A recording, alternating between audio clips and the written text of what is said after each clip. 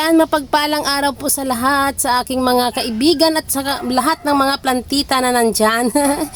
Ayan, mag-a-update po tayo ngayon sa ating mga talong. Ayan, ang ating talong dati na i-vlog na natin. Ayan na po sila, may bunga na po. Nung nakaraan na na-vlog natin sila, wala pa po silang bunga. So bali namumulaklak pa lang po yung dati.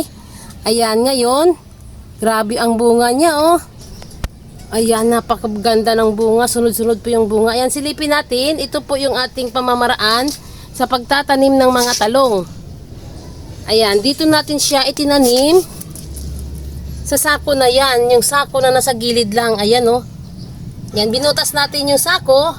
Inilusot natin dyan yung mga talong. Ayan, lahat yan nandoon. Lahat yan. Ganyan po ang aking ginawa. So ngayon, ayan, ipapakita ko sa inyo dahil sila po ay nagbunga na. Wow, look at that. Ang ganda po ng bunga nila Ayan Ayan, ito ang ganda. Batang bata pa. Ayan Wow. Ayan, nandun pa yung iba sa kabila. Ayan, sisilipin din natin doon. So ito ngayon, ang ginawa ko dito, naglagay ako ng stick sa gitna. Kasi yung ating mga, at saka itinali natin, kasi yung ating talong, bumubuka sila. Wala silang, ayan, parang yung space ng ating garden, masyado nilang nasakop dahil bumubuka pala yung ating mga talong na yan.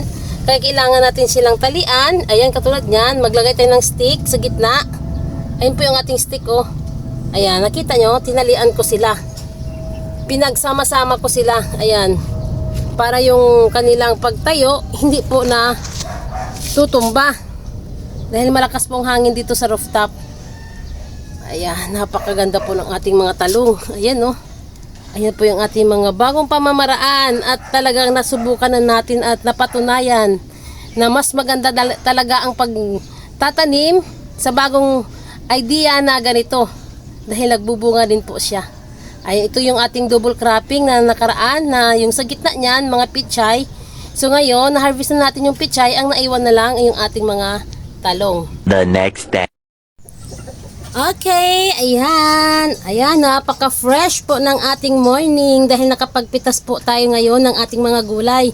So ito po yung ating mga talong na nakatanim sa sako. Ayan, update tayo ulit sa kanila ngayon dahil nung nakarang araw, sinilip po natin sila kung may mga bunga na. So bali yung mga bunga nila nung nakarang araw, medyo maiksi pa, hindi pa masyadong pwedeng pitasin. So ngayon, ayan, nakapagpitas na tayo. Ayan, wow, ang ating fresh talong. Ayan, magluluto tayo ngayon ng ating laswa. Lalagyan natin ng talong. Tsaka kumuha na rin ako ng malunggay. Ayan po yung ating mga malunggay. Ayan. So ngayon, ito na yung ating talong Meron pa po dito mga bunga, marami pa pong natira. Pero ito alanganin pa, baka mga 2 days pa, pwede na yan. At saka doon, ayan po yung ating mga talong, nandun pa Marami pa pong bunga yan, yung ating mga talong dyan, medyo maliliit na lang yung natira. Ayan, ito yung ating pinagtaniman ng ating mga talong, itong mga sako na ito. Ayan diba? Ayan. Kahit sa sako lang po na sa gilid lang, ito yung ating bagong pamamaraan sa pagtatanim ng mga talong. So, nagbunga po ang ating bagong idea sa pagtatanim ng mga talong sa gilid ng ating mga sako. Ayan, napaka-happy po natin dahil nagbunga, Ito po yung nandito sa kabila, subali ito, hindi pa po siya nagbunga, nagbubulaklak pa lang.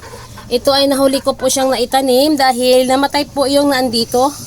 Subali ito, itinanim ko ulit siya dito, nagtanim ako ulit, kumuha ako ng punla. Ayan, at nagbulaklak na siya.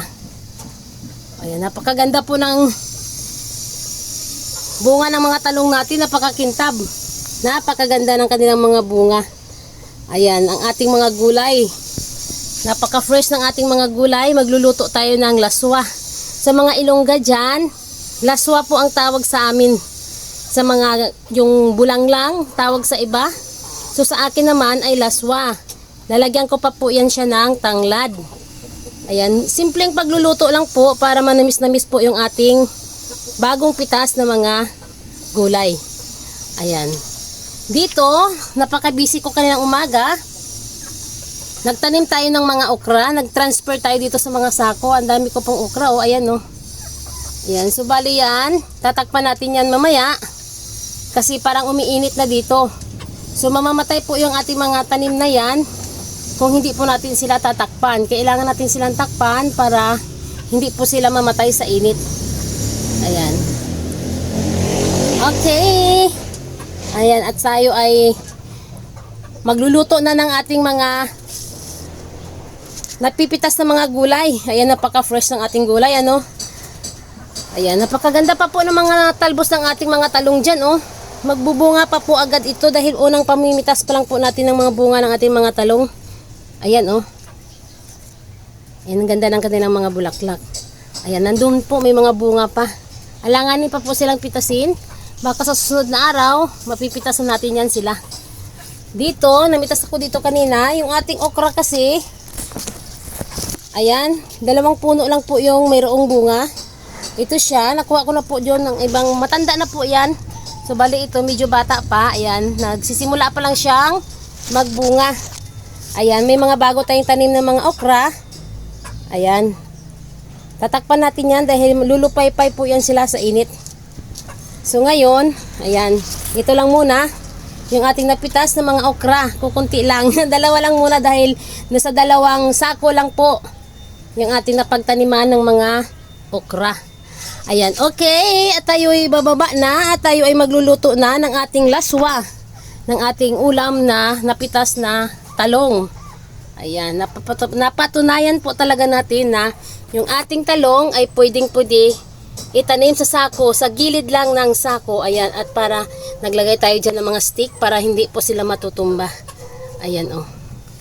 Okay, tara na. Tayo ay magluluto na ng ating mga napitas na mga fresh na gulay. Magbabalik tayo mamaya. A few moments later.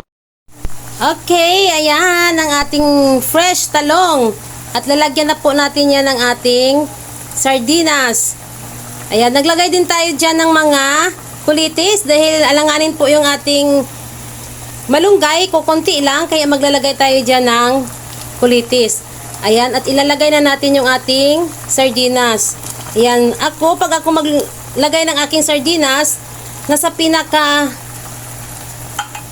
huli na po yung, para yung ating mga na ilalagay ng mga sangkap, katulad ng malunggay, medyo huli ko po inilalagay talaga ang malunggay. So, bali, ang ating sardinas, yung malapit na po paluto yung ating ibang gulay. Ayan. Pagkatapos ng ating paglagay ng ating sardinas, isusunod ko na po yung ating malunggay. Ayan ang malunggay natin. Ayan, napaka-fresh ng ating malunggay. Sa mga mahilig dyan sa malunggay, ha. Ayan, naglaswa tayo.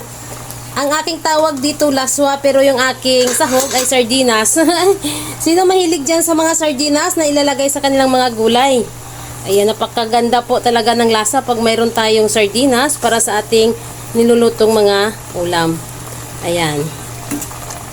Ayan, mabilis lang po talaga ang malunggay, kaya hinuhuli ko po talaga yan sa paglalagay. Hindi ko isinasabay. Dahil ang pangit po ang lasa ng malunggay pag masubrahan po natin siya sa pagpakulo. Dahil yan po ay magpapait. Ayan. Okay, ayan. Maluto na po yung ating ulam. Ayan, thank you. At tayo matatapos na sa ating pagbablog dahil tayo ay kakain na. Tanghali na po dito. Ayan, okay. Thank you sa inyong lahat. Sa walang sawang panunood sa aking mga vlog. Please subscribe my channel, Inday Nems Rooftop Garden. Bye!